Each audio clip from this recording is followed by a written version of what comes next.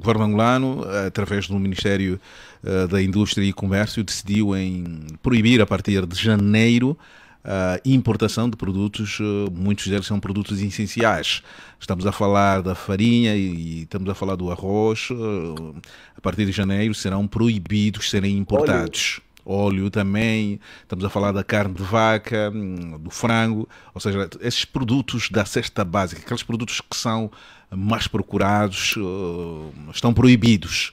E eu queria olhar para a realidade sul-africana, já que a África do Sul já tem uma produção interna, quase tudo que se consome na África do Sul é produzido lá. Se também, para chegarem a esse nível, o governo sul-africano havia optado por uma medida semelhante de proibir importar produtos que eles têm por excesso. Bom, a decisão no caso angolano é compreensível, serve necessariamente para proteger a produção nacional, porque de outra forma as pessoas vão preferir pelo menos produtos de fora e colocar os nacionais de lado. Mas nestes casos é importante referir que o cidadão deve ser livre, deve ter a autonomia e a liberdade também de preferência quanto aos produtos. Ele é que sabe se consome a Coca-Cola produzida em Angola, por exemplo, ou se consome a do Congo ou da África do Sul. Porque até são produtos que, pela forma e pela sua produção, podem ter assim, certa diferença. E daí que compreende-se o caso de Angola. Agora, no caso da África do Sul, a África do Sul tem um mercado, aliás, enorme, que também abastece aos países daqui da região. Hoje, a África do Sul está com uma produção, e se nós olharmos hoje num produto sul-africano, eles até já trazem lá no letreiro também os dizeres em português. Por quê? Porque ele sabe que está no mercado não só nacional, mas no mercado regional. No fundo, a África do Sul está preparada para também fornecer aqui todo este mercado e preparada também para os desafios da futura zona de comércio livre. E Angola, que tem o desafio também de aderir a este mercado e é uma também, é um dos países que nesse momento que tem lutado para tal, penso que deveria refletir também melhor e no sentido de ter já uma visão para estas políticas no plano do mercado livre, que tarde ou cedo todos os países daqui Terão de da aderir. região da Mas SADC esta é vão aderir a semelhante. essa era apenas alguma curiosidade que eu tenho e claro que já deu informação necessária. Agora, o que é que andou a pensar, José Gama? Bom, o que nós andamos a pensar é que Angola, recentemente, estes dias, está a organizar a Assembleia da União Parlamentar, que é um órgão que reúne os parlamentos de todo o mundo, e este órgão tem uma das principais tarefas, que é de fortalecer as instituições e, ao mesmo tempo, os parlamentos, tornar os parlamentos mais fortes, mais eficazes e também torná-lo num instrumento de luta pelos direitos humanos. Está a acontecer esta semana, vai até sexta-feira, e, em contradição, a Angola recentemente promoveu neste mesmo parlamento que está a acolher essa Assembleia, realizou um ato que fragilizou o nosso Parlamento. O nosso Parlamento, nós entendemos que deve ser também forte, porque um país como o nosso deve ser feito com instituições fortes, e para haver um Parlamento forte é necessário garantir que ele seja também independente do governo, que tenha poderes suficientes para exercer as suas funções. E no ato recente, do sábado antepassado, em que o Parlamento procurou votar, ou melhor, decidir sobre a criação de uma comissão eventual para a destituição do Presidente da República, este mesmo Parlamento sofreu um ato de fraqueza. Nós vimos a Presidente deste órgão a ir ter com o Presidente da República para receber orientações superiores de como deveria agir. Portanto, há aqui essa contradição. Um dia é o Parlamento enfraquecido, outro dia aparecem eles a organizar este evento mundial a defender, que defende a implementação de parlamentos fortes. Portanto, esta reflexão uma à contradição. volta desta contradição que temos estado a refletir. Obrigado, José Gama. E passo a palavra ao Frei Angalo. Frei Angalo, o homem das grandes reflexões, será que as suas reflexões passaram novamente para aquilo que está a acontecer no Médio Oriente ou nas fragilidades da gestão do continente africano? O que é que o Frei andou a pensar? Olha, fundamentalmente dois aspectos, um externo, outro interno. O externo é exatamente vermos a humanidade mergulhada num contexto de autoritarismo e terror. Portanto, o que está acontecendo no Médio Oriente, a todos os níveis, é a vitória do terrorismo sobre o senso humano. E também assistimos o conflito entre Israel, digamos, o Estado de Israel e a faixa de Gaza, ou então entre o governo de Netanyahu e Hamas, mostra a fragilidade dos organismos internacionais, a hipocrisia da diplomacia. Portanto, nesse momento, podemos dizer que como diplomacia, a diplomacia como um organismo de hipócritas e de hipocrisia que não serve para absolutamente nada. E que a humanidade, portanto, nesse momento, nós mostramos que passados séculos não aprendemos nada nem com o Holocausto dos Hebreus, não aprendemos nada nem com a Segunda, nem com a Primeira Guerra Mundial, nem com as outras atrocidades que a humanidade já viveu, e, portanto, nós vemos aí o reacender do terrorismo e do autoritarismo. Ok? Isso na vertente externa. E na vertente interna?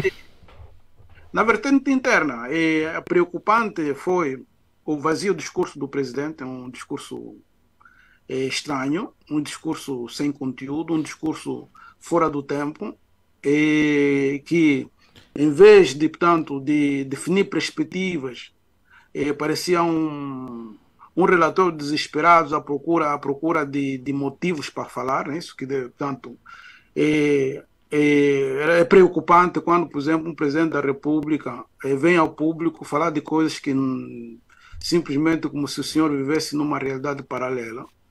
E isto é preocupante porque o líder normalmente inspira os seus liderados. Quer dizer, quando o líder não é sério, portanto, normalmente você acaba criando uma sociedade de gente pouco séria.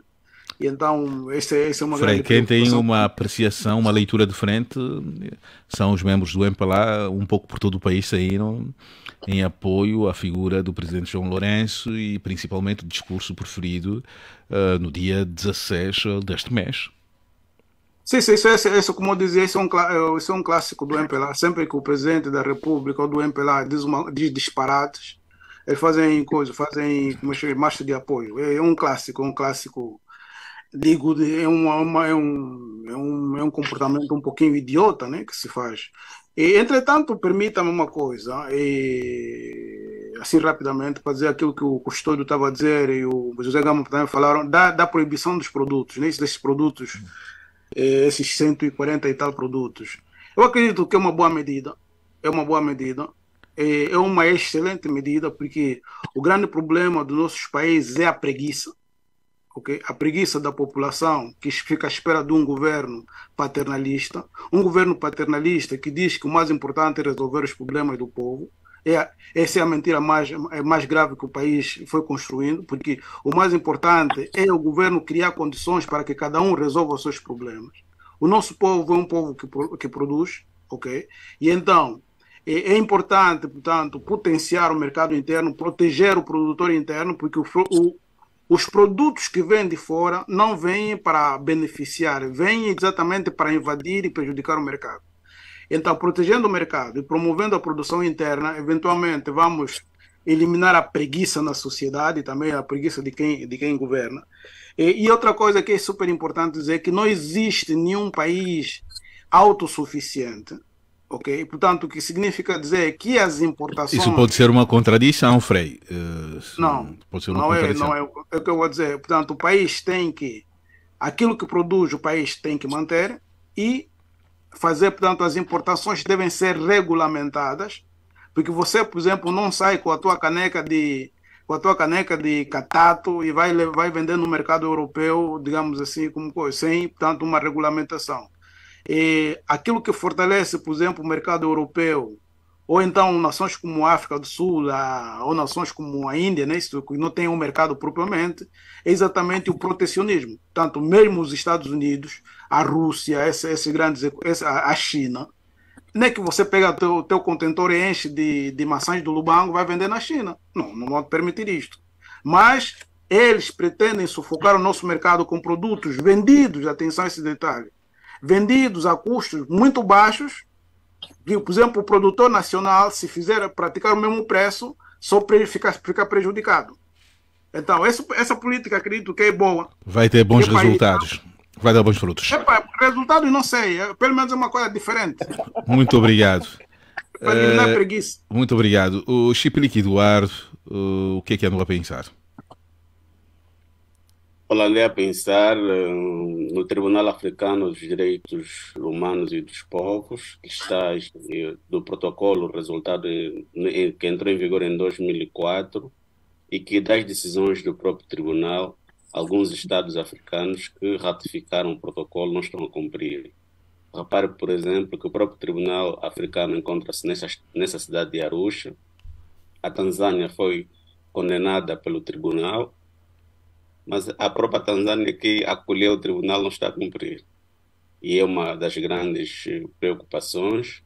Está-se a ter as decisões do Tribunal Africano dos Direitos Humanos e dos Povos como meras recomendações e não estão a tornar execuíveis as decisões, o que prejudica. Esta é uma questão. A outra, há uma reforma de Paulo Kagame, a reforma das instituições da União Africana, que começou em 2017, devia terminar em junho de 2023 deste ano. Portanto, que o conteúdo desta reforma é ultra secreto, ou seja, só apenas os líderes dos Estados da União Africana conhecem, enquanto a sociedade civil, os seus povos desconhecem os conteúdos.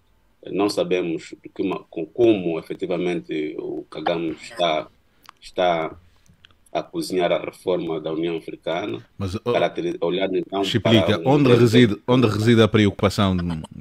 Onde reside a preocupação? É o desconhecimento do conteúdo da reforma.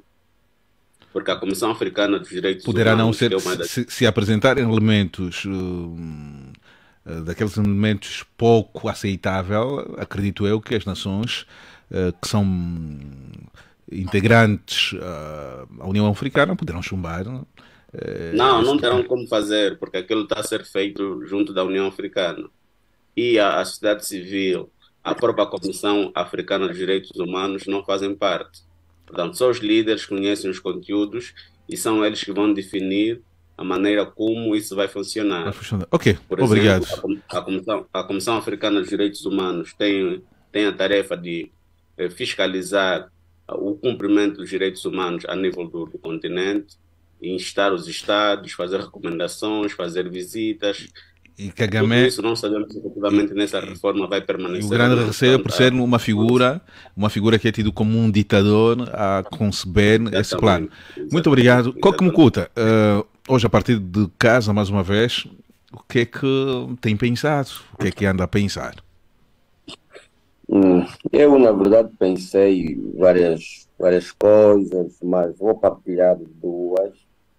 A primeira é a impopularidade ou falta de capacidade de mobilização da atual direção do MPLA em Luanda. Como se deve notar, houve quase que pouca gente na manifestação que foi levada a cabo, né, para elevar a imagem do presidente João Lourenço. E esta informação, por exemplo, é partilhada com muitos militantes do MPLA que mostram-se descontentes. Parece que, em relação ao partido oponente, que é a UNITA, normalmente a carreta leva muito mais pessoas do que isso que o MPLA mostrou no último sábado. Esta é a primeira nota. A segunda nota... Coque, o MPLA, antes de ir para a segunda nota, o MPLA tem a noção desta perca de popularidade de forma acentuada na capital do país? Quando diz o MPLA é muito abstrato, mas certamente muitos militantes do MPLA têm a noção disto e mostram-se preocupados, porque alguns até vão conversando conosco, não é? E mostram-se realmente preocupados. Parece que também há falta de meios, não é? O MPLA reclamar falta de meios, Coque? Não é fase de jorrar tanto dinheiro como em tempo de eleições. Provavelmente a escassez de verbas acaba por condicionar a mobilização. Exatamente, acaba por condicionar e, por exemplo, a atividade deles não teve o sucesso esperado. Teve pouca gente e muita gente até vai chamando a atenção para a falta de capacidade de organização e mobilização. Isso pode custar a liderança do Manuel Homem na capital do país? A liderança do a qualquer momento eu tenho estado a dizer que Luanda é daquelas províncias que quase são ingovernáveis, né? Muito difícil a qualquer momento. Eu acho que o Manuel Homem tem mais aí 6, 7, 8 meses para aguentar Luanda, depois de vir as chuvas e a dinâmica. Não está a ser pessimista? Não está a ser pessimista?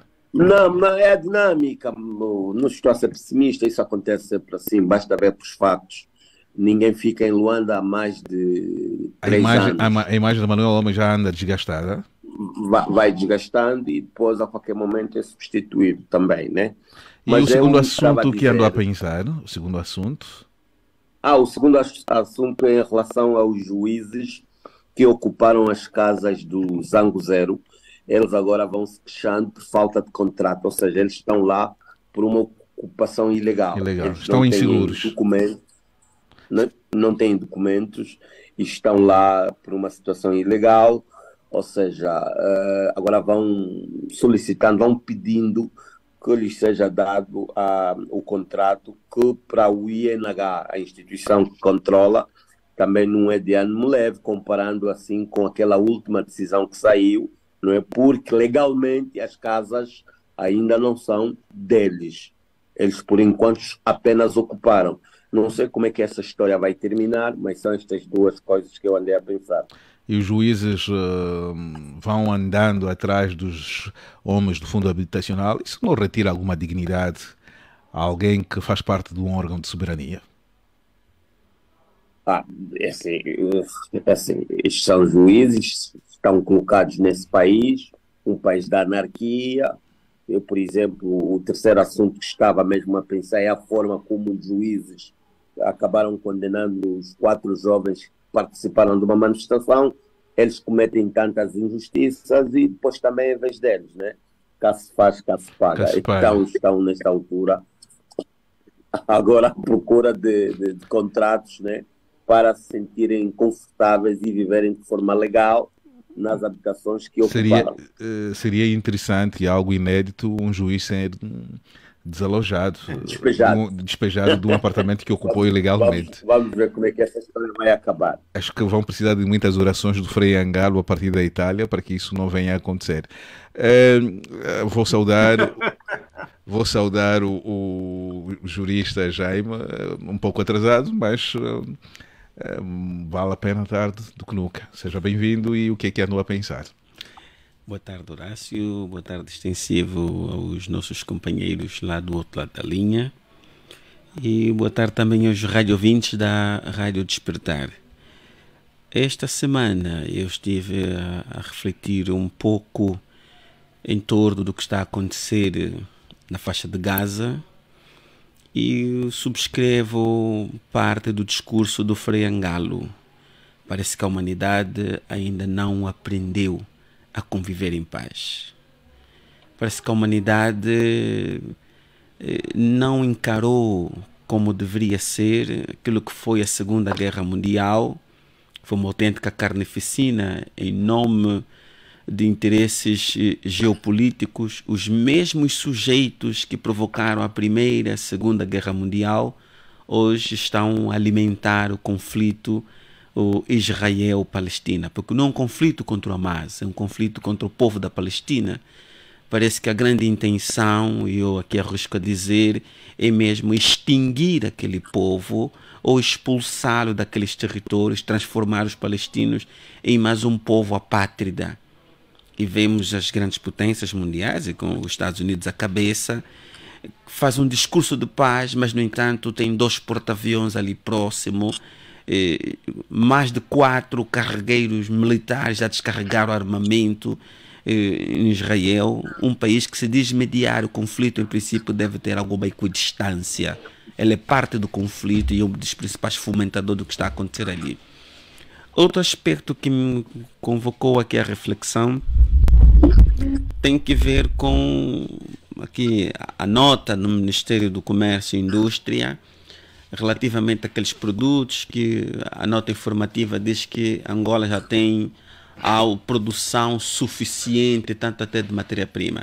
Uma olhadinha rápida, do número 1 até o número 44, 20 daqueles produtos não preenchem o requisito da nota. Angola não. O que é que leva um governo a emitir uma nota cheia de informações imprecisas, para não dizer informações mentirosas? Eu estou preocupado com os esforços do atual ministro, porque primeiro fez sair uma nota informativa que anulava um decreto presidencial. Depois ele teve que recuar. Porque ele não tem poder para isso. Não, naturalmente que não tem. Naturalmente que não tem. Só o presidente pode revogar o seu próprio decreto, ou uma lei, ou a Constituição. Agora o ministro, por via de uma nota informativa, desautorizou um decreto presidencial, depois de alertado, recuou. Foi a semana passada. Estamos a dizer de uma figura que foi nomeado por indicação do atual homem forte do executivo angolano. Exatamente. Acho que há quem diga que o presidente João Lourenço parece que tem dedo Horácio, podre. Desculpa aí, eu não entendi uma parte que o doutor Jaime disse aí dos produtos. Não, é uma parte que não entendi bem. A expressão que pode repetir, Frei? Dessa lista que eu estive a verificar, do número 1 até o número 44, 20 daqueles produtos não preenchem o requisito da nota informativa. Significa dizer que Angola... Quais são os produtos? Podia enumerar alguns. Vou dar aqui um exemplo. Angola não produz 5% do arroz que consome. Angola não produz 5% do trigo que consome. Se não produz 5% do trigo que consome, não há matéria-prima suficiente para produzir massa esparguete, por exemplo. Ou farinha. Ou farinha. Não tem essa capacidade. Não tem capacidade interna para óleo de amendoim. Óleo de girassol. Girassol é uma matéria-prima que foi inflacionada em virtude do conflito Rússia-Ucrânia, porque a Ucrânia é o maior produtor mundial de girassol. E nós sabemos o que está a acontecer. O óleo alimentar disparou. Já havia inflacionado desde 2021. Com a guerra que iniciou em fevereiro de 2022, os alimentos sofreram uma inflação acima dos 20%. E no nosso caso em concreto, que temos uma inflação não só em virtude do déficit de oferta, mas aquela que decorre da desvalorização da moeda, nós temos que comprar essas matérias-primas no exterior e sempre que o Kwanza é desvalorizado, o preço dessas matérias-primas sobem. Nós não somos autossuficientes. Vamos falar na produção de açúcar. Apesar do grande investimento que se fez na Biocon, a Biocon não preenche 50% das necessidades desse mercado. Eu compreendo a necessidade de se introduzir mecanismos protecionistas, mas o protecionismo, até chegar à altura da vedação da importação, temos que ter certeza que a produção interna já satisfaz a demanda.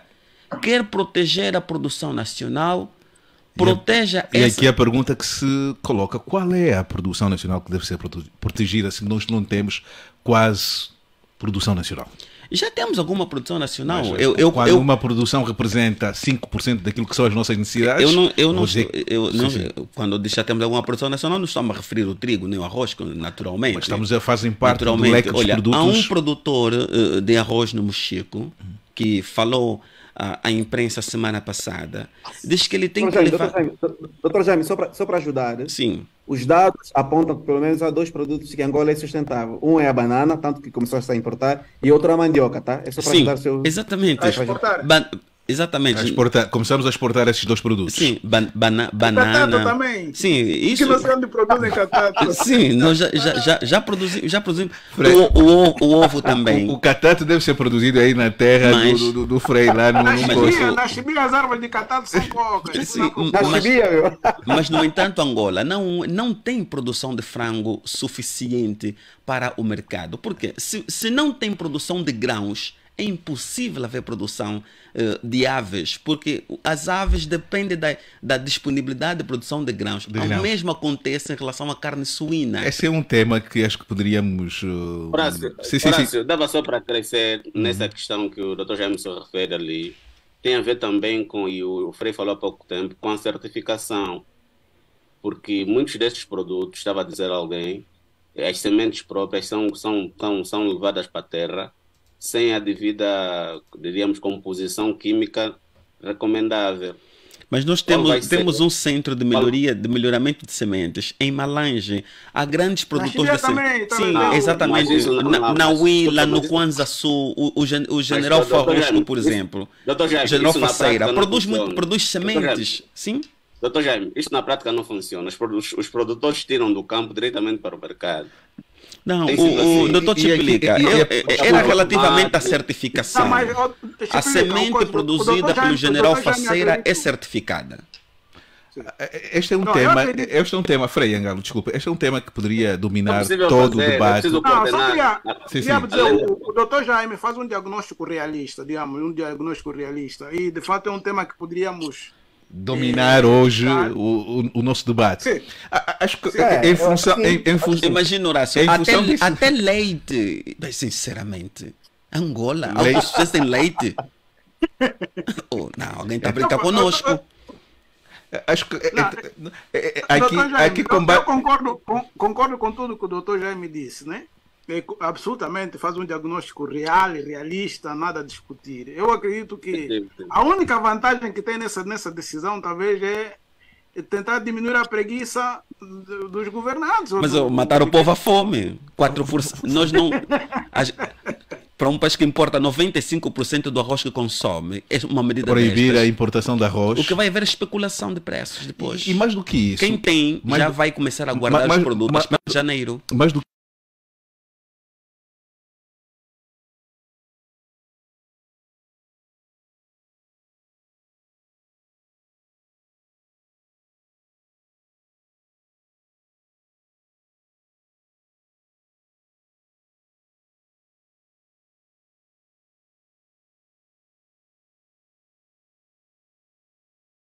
os preços não param de subir. Só uma pergunta inocente. Não, esse documento Horácio. traz muita ficção, este documento. Ele tinha que ser filtrado e sermos capazes de dizer.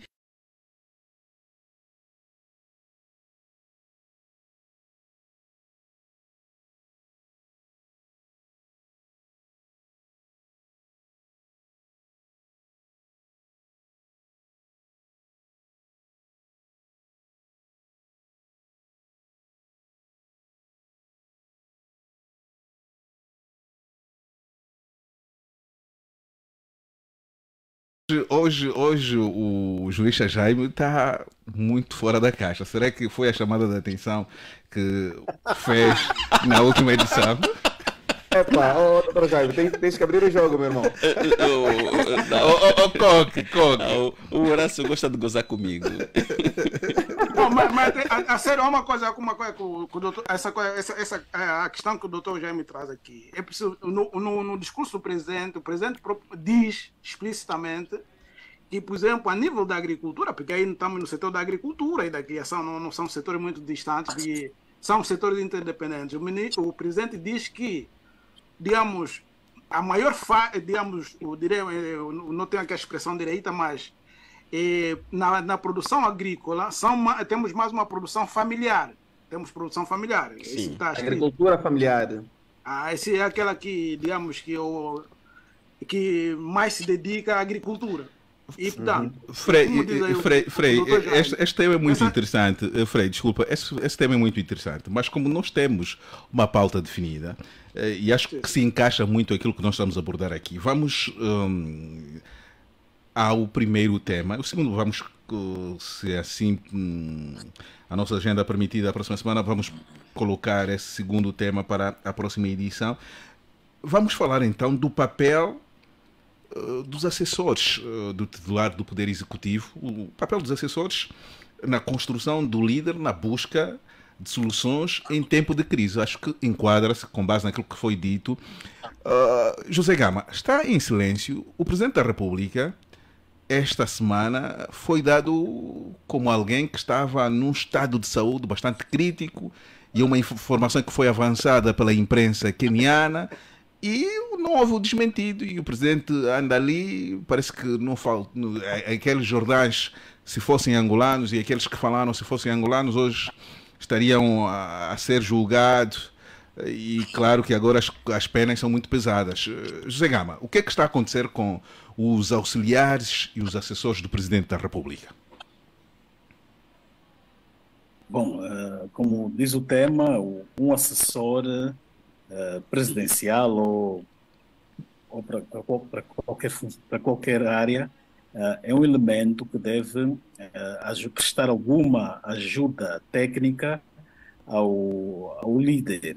E nós, na semana passada, há poucos dias, vimos o presidente foi para o Quênia, era suposto estar num evento na qual era o convidado de honra, convidado principal, e do nada foi anunciado que ele não estaria presente naquela atividade. E um blogueiro do Congo, do canal congolês, apareceu a dizer que João Lourenço terá sido envenenado.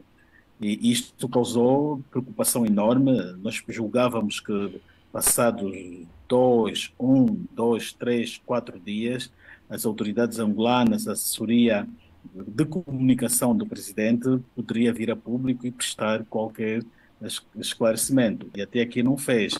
Só depois de alguns dias, creio que a 2, é que o próprio blogueiro congolês veio pedir desculpas e dizendo que aquela informação não era verdadeira. Isso quer dizer que se ele não se retratasse, a informação até aqui ficaria assim ou melhor, as pessoas ficariam na dúvida do que é que está a acontecer com o presidente, e até hoje estão, e penso que a assessoria do presidente deveria até hoje prestar qualquer esclarecimento. Isso também em nome da honra, da imagem e também da defesa da credibilidade do Presidente da República, porque nós estamos a ver aqui muitos canais também no Quênia a criticarem o Presidente, a chamarem-lhe de alguém que não tem consideração, que é convidado para um evento, depois não aparece, e até aqui não vemos os assessores de imprensa do Presidente a virem fazer o reparo ou a prestar o devido esclarecimento. Nós, nos anos, acho que no tempo do José Eduardo dos Santos, houve um cenário idêntico a este. O presidente dos Santos veio aqui à África do Sul, sentiu-se mal e, última da hora, não foi participar na reunião que iria lhe receber e indigitou, na altura, o chefe da Casa Civil, Edel Cruz Costa. E aconteceu também, e na altura, creio que disseram que havia uma indisposição por parte do presidente. Pelo menos deram aquela indisposição momentânea. Um argumento qualquer. Exato. Quer dizer, houve uma vez com dos Santos, foi no Parlamento, foi depois justificada, houve esta indisposição momentânea. Agora estamos a ter aqui o caso do presidente João Lourenço, e até o momento os seus assessores não vêm a público prestar esclarecimento, porque a lei angolana determina que o povo tem o direito à informação. E governar nos termos da transparência também requer disponibilizar ao público todo tipo de informação existente. Se nós estamos a lutar contra a corrupção, e lutar contra a corrupção é promover a transparência, Então, aqui neste ponto, falharam porque até aqui não há nenhuma transparência em termos de informação prestada ao público para se saber o que de facto aconteceu com o Presidente da República. O Presidente está ao serviço da nação, está ao serviço de um povo que lhe delegou poderes para ele se tornar o seu representante e ele tem esse dever de prestar contas ao povo. Há dias o Presidente foi ao Parlamento prestar contas ao povo. Portanto, há dias ele teve esse mal-estar, o suposto mal-estar, deve prestar também contas. É assim que se governa e que ajuda a desenvolver uma cultura de transparência, de prestação de contas. Aqui em Angola, a saúde do Presidente da República faz parte do segredo do Estado. Nunca se sabe do estado de saúde do Presidente. Raramente a assessoria traz a público informações que têm a ver com o estado de saúde do chefe de Estado. Agora, de uma forma global, como é que podemos... Horácio, há um aspecto que eu não queria, vamos dizer, não vou entrar nos detalhes, mas como houve digamos, uma notícia, não é isso? Falsa ou supostamente houve surgiu alguma notícia. Era importante para evitar especulação, não é isso? Para evitar qualquer tipo de especulação e informar. Porque a verdade é que ele faltou no evento. Então, para se evitar qualquer especulação, era importante dar uma informação oficial e consistente, porque nem que você vai estar num país, você é do teu país, está no outro país, para um ato oficial se ausenta e dia seguinte aparece. E aqui eu queria, uma pergunta que lanço para todos os meus convidados: como é que podemos encarar o papel dos auxiliares e dos assessores do Presidente da República? Estamos habituados a ouvir o Presidente da República ter pronunciamentos que envergonham para o Presidente da República. E muitas dessas informações são trabalhadas pelos seus auxiliares e pelos assessores. E nunca são chamados à responsabilidade, com exceção do chefe do gabinete jurídico que havia colocado o Presidente numa condição bastante delicada em ter nomeado um morto que foi depois exonerado. Temos pouca memória de pessoas que são chamadas à razão por terem colocado o Presidente da República numa saia justa. Será que é fácil ser assessor em Angola, ganha-se dinheiro de graça, produzindo informações fantasiosas? Ora, só um aspecto importante que o próprio Presidente da República tinha dito, que só ia nomear aqueles que são do seu partido. Isto retira a meritocracia. Isto permite, então, que apareçam aqueles que vão obedecer cegamente às suas posições. Porque o assessor é, por regra, um especialista, um perito sobre a matéria em que está a prestar o serviço. E tem sempre uma opinião técnica, objetiva e científica sobre o assunto. E coloca o responsável, a quem ele está a fornecer o parecer, para que decida de acordo com as propostas que apresenta, as vantagens, desvantagens, conclusões, as recomendações. Ora, se o critério de nomeação é unicamente a militância e ele é o presidente do partido, portanto, o que ele pensa vai sobrepor aquilo que o assessor vai fazer. Então, o assessor deixa de ser um técnico, passa apenas a ser um mero ajudante do titular do Poder Executivo. Mas essa tendência que temos a nível da presidência é quase para todos os outros organismos do Estado ou da administração pública. Portanto, é uma réplica que se tem e fragiliza, porque há situações, há opiniões, às vezes, ou pronunciamentos públicos que não se percebe, que é difícil entender, olhando para uma pessoa que tem um número grande de técnicos ao seu lado. E só para dar outro exemplo, buscando aquilo que o Dr. Jaime se referiu há pouco tempo, esta posição do Ministério da Economia em relação aos produtos é o reflexo disso. Dava exoneração ao ministro. Agora era preciso saber Exatamente, sim. Isso é Certamente. claro. Certamente. Era preciso fazer um estudo, era preciso ouvirem outras sensibilidades, ouvir os agricultores, Jurista portanto, apresentar não só a decisão, a decisão é o último ato, ela obedece a um procedimento. Portanto, nós temos esses problemas que dificilmente. Depois o que é que vai acontecer com o assessor? Epá, o importante é que eu tenho os meus salários, tenho as minhas regalias. Ele disse, ele é o chefe. É fácil ser assessor. Coque, é fácil ser assessor. O Presidente da República, aqui passa a expressão, tem sido de forma recorrente enganado. Os seus auxiliares submetem relatórios falsos, mas nunca são chamados à razão. A que se deve isso, Coque?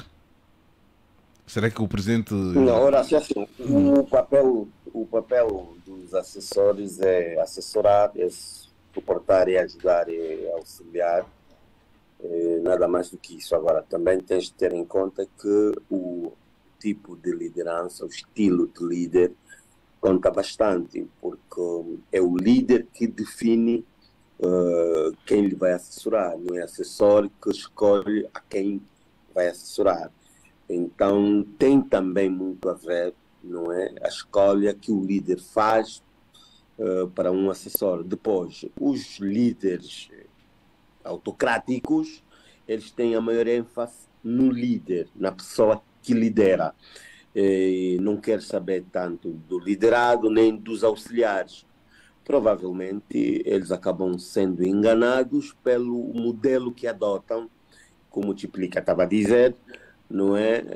Vão nomeando pessoas que não têm alguma competência, não têm competência, e depois acaba acontecendo o que acontece, não é? E nós já tínhamos falado sobre as qualidades do líder, falamos da qualidade do presidente João Lourenço, e quando falamos, chegamos à conclusão que o presidente João Lourenço era prepotente.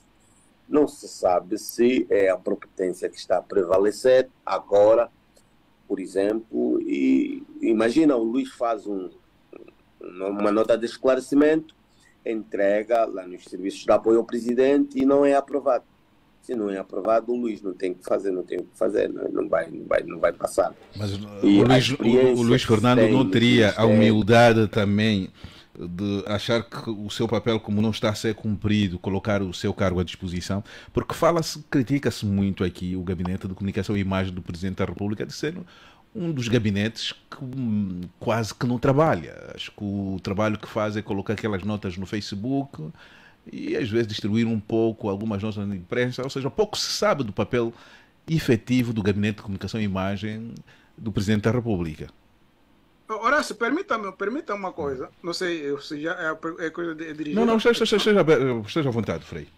Eu queria aqui recordar dois elementos que a literatura universal nos traz, que é para compreender os assessores de alguns presidentes, eventualmente também do João Lourenço. É a história escrita por Hans Christian Andersen, conhecem? O Rei Vai Nu. Não sei se conhece essa história. Bastante famosa. Conhece essa história, vão conseguir entender porque... Bastante famosa essa história. E a outra é do Rei Canuto. O Rei Canuto e a Onda. E essas duas histórias têm a mesma coisa, a base tem a bajulação, tá vendo? A história do Rei Vai Nu, não é isso? E mais ou menos a síntese era essa, não é isso? Que o rei, como era vaidoso, precisava de um traje muito, muito fino e que dando para se apresentar publicamente. Então apareceram uns burladores que disseram que eram capazes de fazer um fato invisível, ok? Mas só as pessoas inteligentes eram capazes de ver aquele fato. Então, foram os assessores do rei lá verem o fato, não estavam a ver nada, mas para não dizer que não são inteligentes, regressaram dizendo, era um fato interessante e tal, enquanto que aqueles enganadores só estavam a mexer os braços, não tinha nada, não tinha mesmo nada, não estavam a fazer E aqui nada. Temos muitos desses de forma prática. O rei também temos apareceu muitos... no sítio, Sim. como só os inteligentes podiam ver o fato. O rei apareceu no sítio, não viu o fato, mas como queria passar-se por inteligente, não é isso? Disse também que o fato era bonito, lá regressou. Depois, no dia da marcha, disseram que estava bem vestido e foi para a rua nua, né? Isso é a do Rei Canuto. É que o colocam diante das ondas do mar, A história do Rei Canuto é interessante porque ela termina bem. Ele é colocado diante do mar e começam a vir as ondas muito fortes. Então os seus assessores dizem, não, o rei é poderoso, vai mandar parar as ondas. Mas veio uma onda que quase afogou o rei e ele disse, olha, parece que eu não tenho tanto poder assim. Eu acredito que aqui, que era para dizer que os assessores podem contribuir. Eu não sei quantos assessores o presidente tem e se são Nós muitos, temos quantos são ministérios aqui? E aqui estamos a falar os ministros e os são seus... muitos assessores, são inúteis, ok? Muitos assessores são inúteis. Isso é como o nosso parlamento, né? Isso, quando você vê um parlamento onde 200 pessoas estão sempre de acordo, quer dizer que 199 são inúteis. E aí, o excesso de assessores não serve para nada, porque existe o Conselho de Ministros, existem os ministros, é isso? E um governo deve definir prioridades. Por exemplo, o discurso de João Lourenço faz perceber que não tem prioridade. Faz tudo. Faz tudo. Eu acredito que era importante dizer, o meu governo, este ano vou apostar só nisto. Okay? Vou apostar só nisto. E então você vai ter especialistas para aquele setor. E só aqueles. Agora, se você tem conselheiros para minério, para aquilo, e depois... Quando é que você vai ler? Quando é que você vai estudar? Porque um líder deve estudar. Quando é que você vai ouvir? E quando é que você vai dormir? E quando é que você vai beber? Quando é que você vai visitar a tua família? É suicídio. Eu acredito que o grande problema de Angola é a bajulação, porque também vemos isso publicamente. Por exemplo, estamos aí o nosso amigo Jaime, não é isso? Que até quer brincar, como hoje veio com um tema realista, parece que já foi comprado, não é isso? Mais ou menos. No país é assim, portanto. No país é assim, quer dizer, se uma pessoa vem a dizer verdade é porque foi comprado, né? Por exemplo, porque assim tinha que ser o Jaime, tinha que sempre dizer, aqui está tudo bem, está tudo bem, está tudo bem, está tudo a bem. Sociedade é assim, intolerante. Né? Espera, né? Temos uma sociedade intolerante. Mas aqui o... Sim. Não sei se me permite. Assim, Esteja à vontade. Seguinte, dentro da lógica do que o Frei está a abordar, né? Eu acho o seguinte, Frei. O nível e a qualidade de um líder, ela é diretamente proporcional às pessoas que o cercam. Pessoas medíocres sempre vão se cercar de pessoas medíocres também. Pessoas com caráter forte, pessoas que sabem exatamente a finalidade pela qual uma instituição se propõe. No caso em específico, estamos a falar aqui de um presidente da República que tem N e N responsabilidades.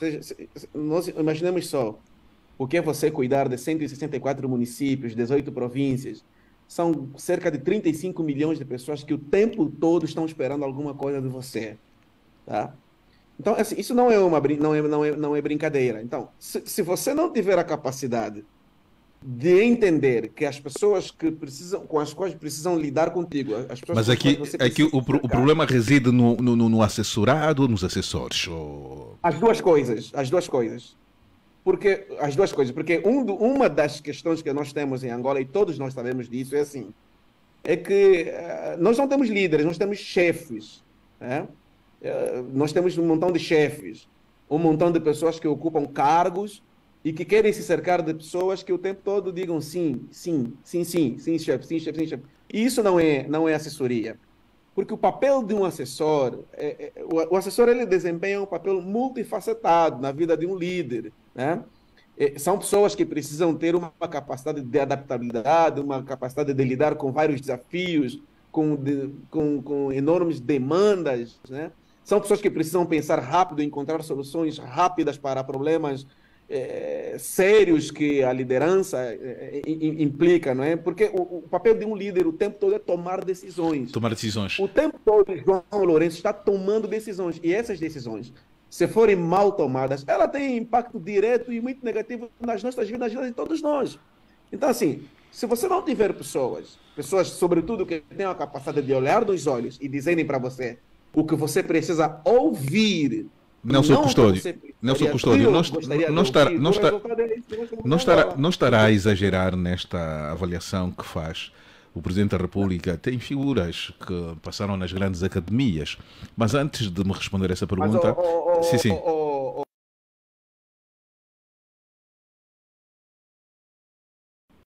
acadêmico com caráter. São duas coisas completamente diferentes. Todos nós sabemos, e já foi dito aqui, eu não me lembro agora quem foi que disse entre nós, como é possível num país como o nosso, em que ali na presidência da República há um staff, uma organização, o que rola ali de pessoas que têm a capacidade de todos os dias colocar informações corretas na mesa do presidente da República para poder decidir da melhor maneira. Como é que é possível, por exemplo, e isso não foi uma vez, né? O presidente da República nomear alguém que já está morto? Oh, meu Deus do céu! Nós todos estamos lembrados aqui no primeiro ano do mandato do presidente João Lourenço. Chegou até a nomear uma ministra, eu não sei se vocês se lembram, não é? Que ela não creio que não foi consultada, ela não quis, ela acabou negando, eu não sei se vocês se lembram, um fato, não sei. Ou seja, o líder nomeia pessoas para o assessorarem, que nem sequer ele conhece, não sabe o perfil dessas pessoas, né? São nomes simplesmente que são indicados, né? São colocados na sua mesa, ele simplesmente nomeia. E aqui eu posso falar, sobretudo, da província do Kwanza Sul, né? onde auxiliares do titular do poder executivo ao nível local, ao nível da província do Kwanza Sul, são pessoas simplesmente cujos nomes são levados à mesa do presidente da República, ele simplesmente nomeia, mas não os conhece. Não sabe o perfil, não sabe o caráter, não sabe os valores, não sabe as ideias, não sabe qual é o posicionamento estratégico. Quer dizer, é impossível nós termos um país, né, que dê um passo a mais no sentido de vivermos, experimentarmos esse aspecto que tem que ver com a mediocridade, né? Ou seja, partirmos para a excelência, né? A busca da excelência, quando, infelizmente, nós estamos cercados de líderes que são, conforme o Frei Engalo diz, né?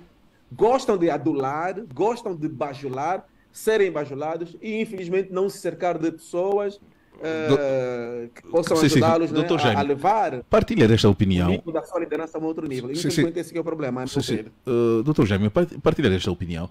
Acha que o nosso problema não está na academia, mas está no caráter, ou seja, aqui uma mistura e competência partilhada entre o Presidente da República e os seus auxiliares e os seus assessores? Olha, Horácio, nós temos que distinguir o processo de tomar a decisão política e o processo de tomar a decisão, por exemplo, numa empresa, onde as decisões cingem-se nos aspectos técnicos, na consulta dos instrumentos estratégicos da empresa.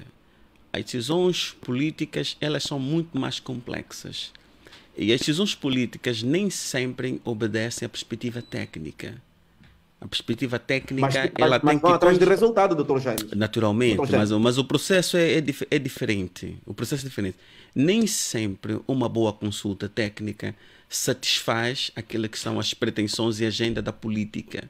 Como é que encara os auxiliares, os assessores do Presidente da República? Vamos cá trazer um exemplo concreto.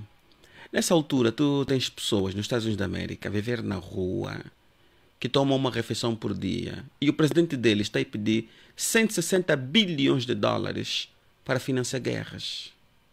Não era melhor e sensato e até em benefício do próprio contribuinte norte-americano que os 160 bilhões fossem investidos em projetos sociais nos Estados Unidos para ter pessoas que vivem... Mas eu fiz uma pergunta daqui. É só para ter aqui essa perspectiva do processo de tomada de decisão política nem sempre obedece àquilo que são os pareceres dos Acha assessores. Que a política retira a qualidade da opinião nem sempre. E das ideias que são submetidas sobre a mesa do Presidente? A política tem uma agenda própria e a assessoria técnica ela tem que passar pelo filtro da conveniência ou pelo filtro de compatibilidade com a agenda da política. Mas esses assessores que submetem documentos, relatórios enganosos, não estarão também a levar o país para o abismo? Há de fato aquela consultoria que é Doutor técnica.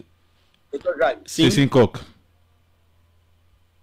Esteja à vontade. E onde fica a qualidade do resultado obtido, então? Não se tem em conta? Olha, eu gosto de ser politicamente não correto, mas realista mesmo. Porque eu não vivo muito de ilusões em relação ao processo de tomada de decisões. Espera só o resultado. Naturalmente. Você vai percebendo que o resultado está sempre Sim? a deixar a desejar. Você mantém-se naquela decisão? O Presidente da República é um centro de decisões. Ele define a política geral, Sim. mas depois há quem vai gerir no nível tático e no nível operacional as decisões que ele no nível estratégico toma, o que ele desenha melhor. Ele percebe que as decisões estão sempre a dar resultados errados, resultados negativos.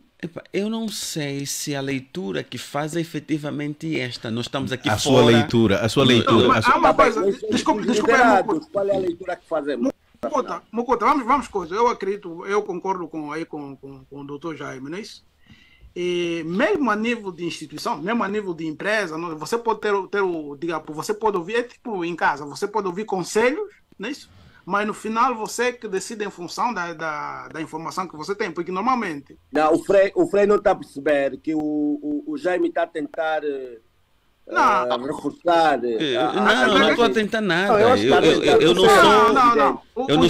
Eu não sou um apaixonado político, eu prefiro ver a coisa na... Não, eu prefiro ver a coisa conforme ela é na realidade. O assessor não toma decisões, né? Claro. O assessor, um conselheiro, Sim. Não pode tomar decisões. É aquilo que eu acredito, eu não quero aqui forçar o pensamento do Jaime, mas é assim. Portanto, você pode ser especialista em alguma coisa, e até ser chamado como assessor. Mas também você tem o seu limite. Você vai dizer, pá, as coisas são assim. O nível de informação que você tem, né, não é global. Não é global. Por exemplo, um assessor, talvez, é diferente do secretário do presidente. Exatamente, o secretário do presidente tem mais informação que um assessor, por exemplo... E o secretário tem função política. Área, né? Eu não sei se estou errado. O assessor é por área. Por exemplo, se você é um assessor para segurança informática, não vai saber, por exemplo, da segurança militar ou coisas assim. Agora, aí, eu acredito, não sei se estou a forçar o pensamento do Jaime, mas... Estás mesmo a forçar. Não está nada, estou aqui calado. Vai confirmar, eu estou a fazer a minha compreensão. Portanto, no final, vamos na linha do custódio. No final é que o líder é que tem que tomar decisão em função do conjunto de informação que tem. O líder é que tem que ter uma visão holística. Eu, se puser... Então, Frei, com base... Um momento só. É onde reside o problema, porque na vertente do Dr. Jaime, é que essas decisões serão sempre políticas. E não o assessor tem uma função técnica e os secretários têm função política. Não podemos separar a política da cientificidade, não podemos separar a política da verdade. Exatamente. Senão não serve para nada, não é isso? Exatamente, aí que está o problema. Mas deixa o doutor Jaime falar, porque eu... Não, só para concluir, eu acho que deviam ser muito sintéticos. Exatamente. Já estamos numa fase... Eu concluo sim. Relativamente às nomeações, o Presidente da República não precisa conhecer quem está a nomear, porque ele tem um conjunto de pessoas que são responsáveis... Fazer a prospecção. Prospecção e apresentar as propostas. Imagine se ele tivesse que conhecer... pessoalmente. Humanamente é impossível. É impossível conhecer todas as pessoas que ele tem competência de nomear. Mas por aquilo que estão aqui a dizer... Doutor Jaime, só para ajudar. Quando eu disse que o Presidente da República tanto nomeia 164...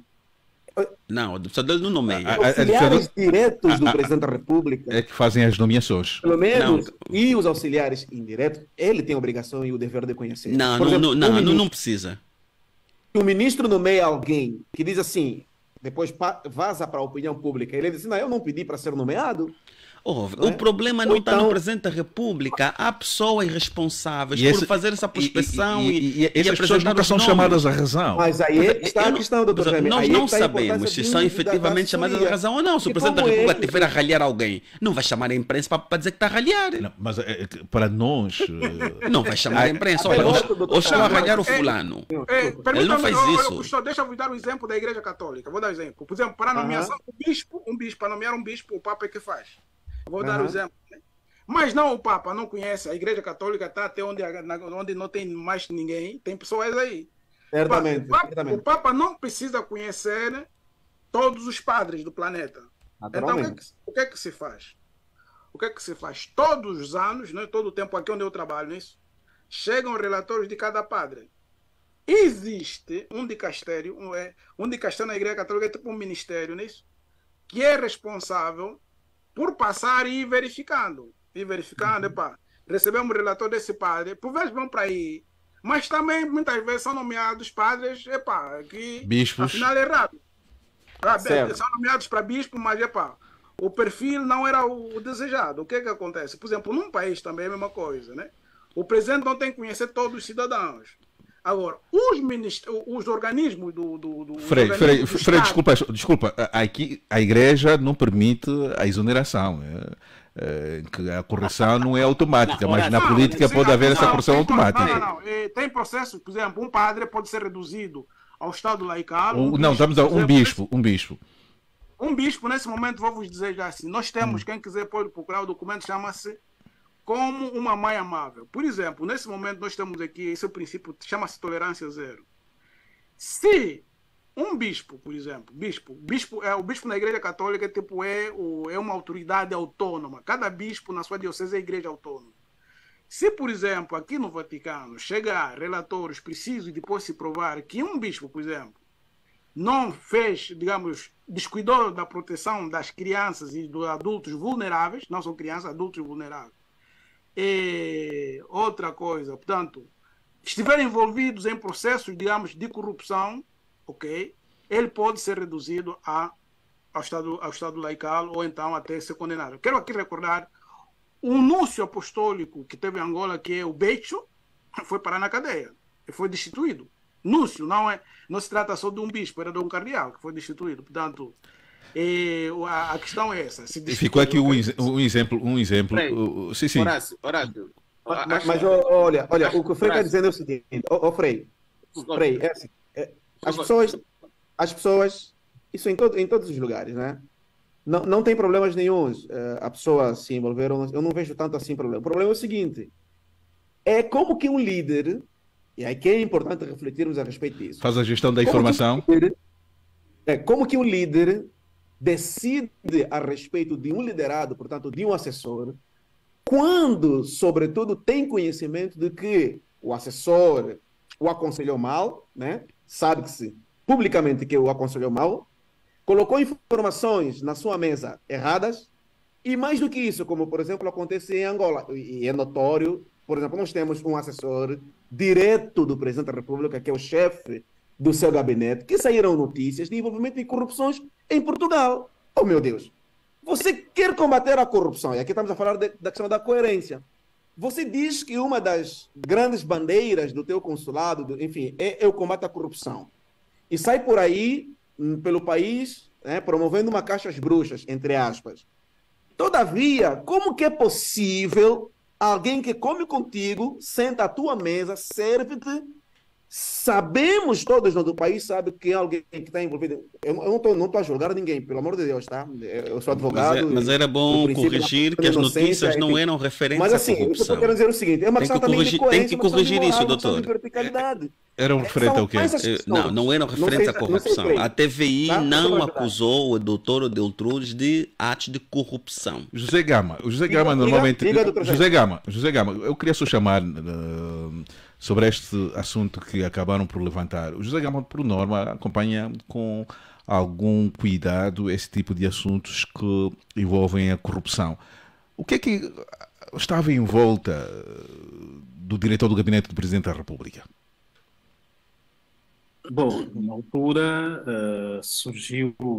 houve vazamento de um contrato na qual a empresa deste diretor do gabinete do presidente prestava serviço de consultoria à Indiama, ou Indiama ou Sodiam, creio que é a Indiama. Era Sodiam. Sodiam? Sim. Ok, e a Sodiam pagava uma mensalidade de cerca de 20 ou 25 mil dólares. É um contrato de avança. Não era propina. Não, era um contrato de avanço, uma consultoria jurídica. Isso caiu havia este caso, e esta empresa também prestava serviços ao setor dos transportes. E isto caiu mal porque estava-se a combater a corrupção e o nome da empresa do diretor do gabinete do presidente estava a ser citada em público, né, nestes contratos, e as pessoas não sabiam qual era a natureza daqueles contratos, se por via de um concurso, se foi por via de um amiguismo, e estávamos numa fase embrionária da luta contra a corrupção, e isto causou muita dúvidas às pessoas. E essas dúvidas passaram, e agora passados quase mais de 5 anos, já foram diluídas essas dúvidas? Não foram. Só que a TVI não foi nós estamos capaz num de quadro encontrar que estamos alguma aqui a debater, nós estamos ilicitude, isso num tem que quadro ficar em que as claro. autoridades comunicam-se muito mal. As autoridades, a forma de se comunicar é pelo silêncio, pela descrição. E até hoje não houve esclarecimento nenhum.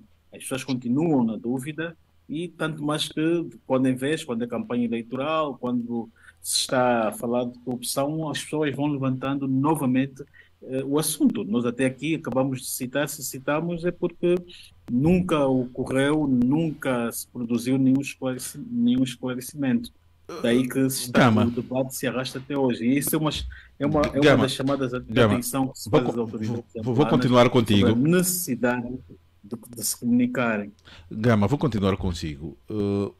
Onde nós sabemos que o governo está a engatinhar, não consegue sair da crise. Quem está a falhar? São os seus auxiliares, são os assessores, ou o próprio Presidente da República que não tem tido, vamos lá, a visão de olhar para aquilo que é colocado como estratégia para equilibrar a nossa economia e nos tirar da crise. Sabemos que o Presidente João Lourenço herdou o país que herdou, mas hoje já não podemos olhar a governação do Presidente João Lourenço como consequência dos erros que foram cometidos pelo Presidente José Eduardo dos Santos.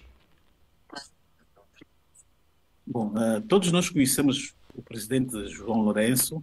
Dos 3 presidentes que Angola já teve, João Lourenço é o que o público melhor conhece, porque ele é um líder muito frontal, aberto, fala aquilo que pensa, e pelo seu caráter, pela forma como nós olhamos para João Lourenço, nós entendemos que os seus assessores perceberam que João Lourenço é um líder inassessorável, e tendo notado essa particularidade, é daquele tipo de pessoa que, se lhe chamarem a atenção, provavelmente é capaz de desonerar. Então os seus assessores se demitem dessa responsabilidade e procuram apenas fazer algo para lhe agradar e para não entrar em choque.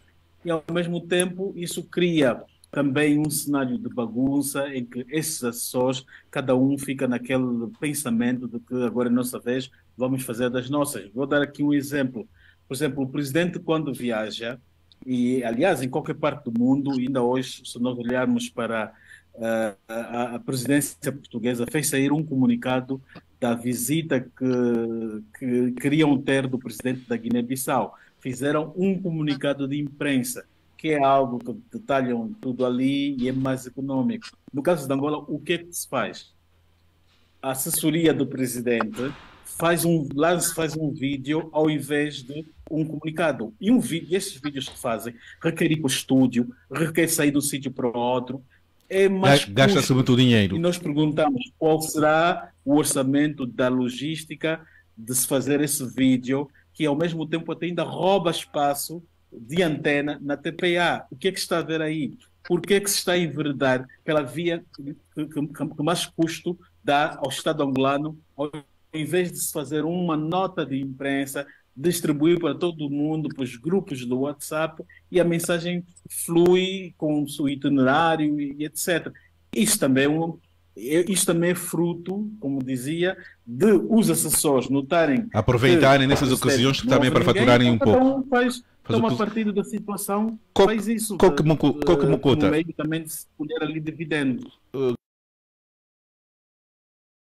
Coque.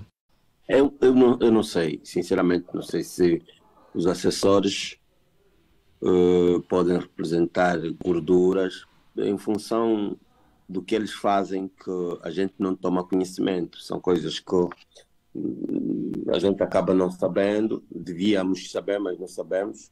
Então, não sei se vale a pena lhes manter aí ou apenas substituir, mas quando das leis, né, são os juristas que fazem isso normalmente, se era possível ou pensar, por exemplo, o presidente nomear apenas aquelas figuras que têm impacto direto com ele. Mas é mesmo só pensar fora da caixa, porque isso depois exige elaboração de outras normas, alteração de muitas normas. Eu não sei se é possível. O que é que o Jaime acha? O Coque está satisfeito. O Coque está sente-se satisfeito pelo trabalho que é feito pelos auxiliares do titular do Poder Executivo? Estamos a falar do trabalho dos ministros. Não sinto, porque não estamos a ver os resultados. Agora, eu disse aqui que há... E a solução passa por onde, Coque? Tipo de liderança. A solução passa por onde? Exonerar os titulares ou o próprio Presidente da República? Aqui, o Presidente da República não se exonera, mas o mal está no Presidente ou no... Se o Horácio, por exemplo, fazer uma pergunta direta em relação ao assessor que lhe dá com matérias de imprensa, que é o Luís Fernando, e pelos contatos, pelas demarchas que nós tentamos fazer para conseguir uma informação e não conseguimos, aí eu diria que o Luís não serve. Agora, estamos a falar do ponto de vista geral. Do ponto de vista geral, eu não sei qual é o impacto, qual é a tarefa, por exemplo, do assessor para a área social. Eu não sei qual é o impacto, qual é a tarefa do assessor para a área jurídica, mas aquela pessoa que eu todos os dias, por exemplo, já lutei para tentar contactar, para tentar obter alguma informação, um esclarecimento, e não consigo, nem mesmo off-record, eu posso dizer que o Luís já não serve. Devia ser exonerado. Do ponto de vista geral, eu preciso... O Luís Fernando, se dependesse de si, devia ser exonerado. Sabemos que o Presidente da República não é um omnipresente, obviamente. Mas o modelo de indicação da proposta destas pessoas, quais são os critérios que são utilizados que este grupo restrito tem?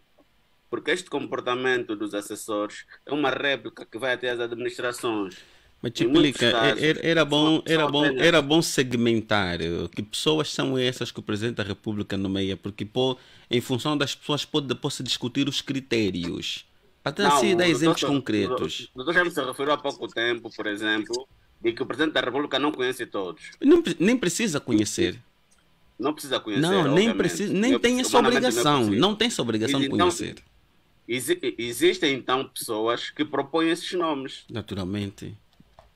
Exatamente. E o modelo de proposta também depende da estrutura onde essa pessoa nomeada vai estar a funcionar. Uma pergunta que vou fazer a cada um de vocês, porque já estamos quase a finalizar. Vou começar um momento só. Chiplica. Estamos a fazer aqui uma análise global e um pouco específica. E eu vou fazer uma pergunta e gostaria que fossem sintéticos, porque estamos mesmo quase a terminar. Vou começar pelo jurista Jaime, que está aqui no estúdio comigo. Olhando para esta floresta, quais são as árvores que dão fruto e quais são as que não dão? Dito de outra forma, quais são os pontos fortes e fracos? Quem são as pessoas que o Presidente da República devia já se descartar delas porque estão a ganhar mais? Olhando para os ministros, para os assessores, o que é que está mal, o que é que está bem? De forma direta. Eu quero dizer o seguinte: se começasse pelo governador Capapinha aqui ao nível da presidência do Cone Sul, todos nós. Não. Então, já não tem poeira, doutor. Já não tem poeira. Capapinha devia ser exonerado. Mas um momento só. Doutor Custódio, aguarde, por favor. Doutor Jaime, não dá volta. Essa pergunta é mesmo direta. Certo. Olha, sim. Eu não vou falar de todos. Eu sugeri a manutenção do engenheiro Borges, efetivamente no executivo. Energia e águas. O setor da energia é o que mais cresceu nesse país. E se tivesse que avaliar os ministros, o engenheiro Borges estaria no topo da pirâmide. Eu não estou satisfeito com o desempenho do setor da agricultura, não estou satisfeito com o desempenho do setor das pescas. Por mim, deveria haver uma separação entre a função indústria e a função comércio. tendo em perspectiva a necessidade que esse país tem de se industrializar, o setor da indústria devia ter sido isolado da função comércio, acoplar a função comércio à função economia e nomear para ministro da indústria um indivíduo que tem experiência prática no setor, alguém que já lida com a indústria na prática, devido à sensibilidade e à importância que o setor tem. Eu também separaria, por exemplo, a função cultura da função ambiente. A função ambiente, como uma função eminentemente de fiscalização, ela não deve, melhor, estar aglutinada a uma outra função que é sujeita da sua ação de fiscalização. Há necessidade de mantermos a Ringote? Eu não sei quais foram os critérios usados que é para nomear a Dalva Ringoto, não sei, mas a função, mas ela faz alguma coisa. A função cultura, eu acoplaria ela ao desporto, juntaria desporto, educação e cultura num único ministério. Mas a Dalva Ringote faz alguma coisa? Eu não sei, não conheço nenhum relatório que possa poder avaliar a senhora. A gente avalia publicamente a função... A função social com a ministra também dos assuntos sociais. Não acha que também aqui há duplicidade de responsabilidade? A ministra das questões sociais faz algum sentido existir esse ministério, tendo em conta o nosso perfil social. Mas uma super-ministra como a Ringote... Agora, eu penso que não precisávamos ter um Ministério de Estado para a área social. Não havia necessidade. As questões sociais podiam ser diluídas, acopladas ao Ministro da Coordenação Econômica. Dentro da lógica de tirar as gorduras, isso deveria cair. Esse Ministério, se me pedisse uma opinião como está a pedir agora, eu diria, Sr. Presidente, esse Ministério não faz sentido, vamos acoplar as funções dela dentro do Ministério da Coordenação Econômica. Não, essa aqui... Mas fica claro, não é pela pessoa, pela função. É pela função, é a estrutura, sim. Não faz sentido nenhum. Gama, seja sintético. Isaac dos Anjos, desde que foi nomeado, é uma figura quase que invisível. Isaac dos Anjos, quando foi governador de Benguela, da Huila e do Namibe, foi uma figura proeminente.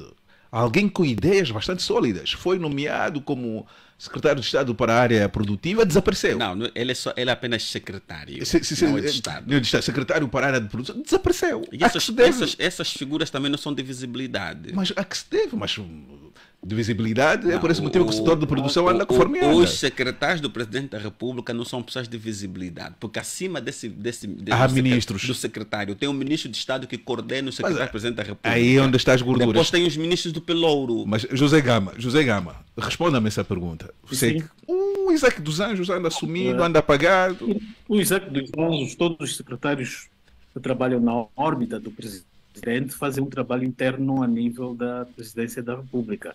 Não têm funções executivas que os coloca em exposição com o público. Daí que Isaac dos Anjos, Edeltrudes e outros, o único que tem uma certa visibilidade é o secretário para a informação, porque regularmente vem fazer comunicação e se comunicar Gama, com o público em nome do eu estou já a acelerar. Embora o Isaac às vezes vai para o interior fazer trabalhos por delegação presidencial. Sim, esteve no México recentemente. Gama, quais são os ministros... Gama, se tivesse a oportunidade de exonerar, quais são os ministros que deviam ser exonerados e aqueles que deviam ser, vamos lá, mantidos? Assim rapidamente, porque já estamos mesmo a correr contra o tempo. Eu acho que era a altura do Presidente dispensar o Ministro do Interior, Eugênio Laborinho, por causa dos atos de abusos aos direitos humanos que a polícia faz. Deveria exonerar o Ministro da Comunicação Social, que se revela incompetente. Há muitas queixas à volta dele. Exoneraria o Ministro da Energia e Água, porque é um setor de grande investimento e onde ocorreram grandes escândalos de corrupção. Há aqui uma contradição. Há dias o Presidente disse que a taxa de eletricidade no país é de 43% e há documentos do próprio Ministério a dizer que já em 2015, antes de João Lourenço, a taxa era de 42%. Quer dizer que durante 2015 até a presente data só cresceu 1%. Então quem deveria ser mantido? Quem deveria ser mantido, Gama?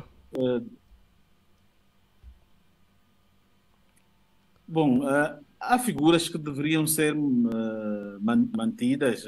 Vamos dizer, tem aí o pessoal do setor do do desporto, nós temos pessoas no setor da economia que se revelam técnicos. Como a Ministra das Falo Finanças. necessariamente Estamos a ser traídos. que ela deve ficar. Mas é uma política que é José Gamas. José Gamas. Frei Angalo. José Gamas está com cortes. Frei Angalo, quem deveria. José Gamas, o teu sinal está a chegar com cortes. Não sei se viajou para Benguela, não sei o que é que se passa. Frei Angalo, quem deveria ser exonerado, que deveria ser mantido? O José Gamas já está de volta, não? Já está de volta. Sim, mas já estava a finalizar. Estou consigo, Frei. Por favor, rápido. Estamos mesmo quase a finalizar. Quem deveria ser mantido, quem deveria ser afastado neste governo, desses assessores? Eu continuo com a minha tese de ver um Estado segundo a teoria das restrições. E dentro desse conjunto, quando alguma coisa não funciona, você tem que ver qual é o nó que não funciona, é aquele nó que tem que ser resolvido. Portanto, para mim, nesse momento, o problema de Angola é o governo do MPLA. Isso, portanto, a solução para mim era a demissão de todo o governo. De todo o governo. Ok, nada se aproveita. Explica. Para todos se aproveita, mas nesse momento não são úteis. Okay. Não, a nossa opinião era o seguinte: é um conflito de poder. Seja direto, não dê muita volta, não temos muito tempo. Sim, mas era preciso falar isso. Uhum. A minha posição seria: todos os assessores, os secretários, todos da Presidência da República sairiam, não existiriam. Então, o Presidente da República devia ter apenas os ministros e os secretários de Estado. Por quê? Porque há um conflito de poderes entre os ministros, os secretários do presidente, e isso não ajuda muito. Isso aguça ainda mais os conflitos ali, os conflitos internos. Exatamente. Há ministros com mais privilégios em relação aos outros, porque tem os amigos na presidência, portanto tem porta aberta a outros, tem dificuldades para ter acesso ao Presidente da República. Então, não consegue escolher um ponto positivo, alguém que poderia ser mantido? Não fica com dificuldade, não vai ser chamado para ser assessor jurídico, pode falar à vontade. Não, francamente não consigo verificar quem não. Fecho com o Custódio. Já disse que o seu governador seria uma das pessoas a ser exoneradas imediatamente. Aliás, ele já disse que foi para ali para realizar a vontade do seu partido e não para governar a província. Certamente. Eu acho que eu extinguiria alguns ministérios, enxugaria e por via reflexa acabaria por exonerar os respectivos ministros. Por exemplo, eu fundiria os ministérios da Cultura, Educação e Desporto. Esses ministérios podem ser fundidos num só. Portanto, as duas coisas andam juntas, não precisamos ter 3 ministérios. Depois, eu também fundiria os ministérios da Agricultura e Ambiente. Podem andar juntos, não tem problemas nenhuns. Extinguiria o Ministério da Comunicação Social. É mais uma máquina de propaganda do que outra coisa. Não precisamos de um Ministério da Comunicação Social no país. Eu também fundiria os Ministérios da Economia e Indústria, né? São 2 ministérios que podem muito bem andar juntos. É assim no Brasil, por exemplo, e não precisamos, né? Portanto, eu acho que são essas reformas que eu, se pudesse, aconselharia o Presidente da República a fazer. Estamos mesmo a finalizar. Horácio, aqui uma correção. Eu extinguiria o Ministério da Coordenação Econômica. Para a social, e pegaria todo aquele pelouro, alocaria a Vice-Presidente da República. Porque a Vice-Presidente da República também parecia uma figura decorativa. Sim, todo aquele setor social estaria alocado à Vice-Presidente da República. Extinguiríamos o Ministério de Estado para a área social. Todos aqueles ministérios passariam para a Vice-Presidente da República. Ela é que faria aquele trabalho. Sim, ela ficaria responsável pela área social. Porque alguns ministros de Estados acabam retirando visibilidade à senhora vice-presidente. A vice-presidência. Hoje temos de dar uma nota sem ao jurista Jaime. Não sei onde é que passou. Será que é pelo Coque não estar aqui no estúdio? O Jaime é coerente, é que por vezes não concordamos com ele, não é isso? Eu sou daquelas pessoas que discordam muito com o Jaime. Está aí o Frei Angalo. O homem. Olha, para fazer recordar, o Frei Angalo foi o responsável do meu curso de contabilidade. Foi o seu professor? Não, meu professor não. O Frei Angalo foi o responsável do meu curso de contabilidade. Sim, okay. Eu sou bem chato, ele sabe. Coque. Jaime, né? Isso que nós precisamos em Angola, não precisa, né? Ele não precisa de agradar as pessoas, ele tem que ter firme com as suas ideias. Coerente, tem que ser coerente, né? Tem convicção, ponto final. Não precisa ser comprado. Desde que vamos já concordar, desde que vamos concordar. Coque. É normal, assim, tem que ser assim. Coque. Hoje podes convidar o jurista Jaime para tomar uma gelada. Olha, não me pediste para ver quem é que sai. Sim, termina. Já disse. Eu também acho que cada governo, cada povo tem o governo que merece. E podem todos ficar lá, estão muito bem lá.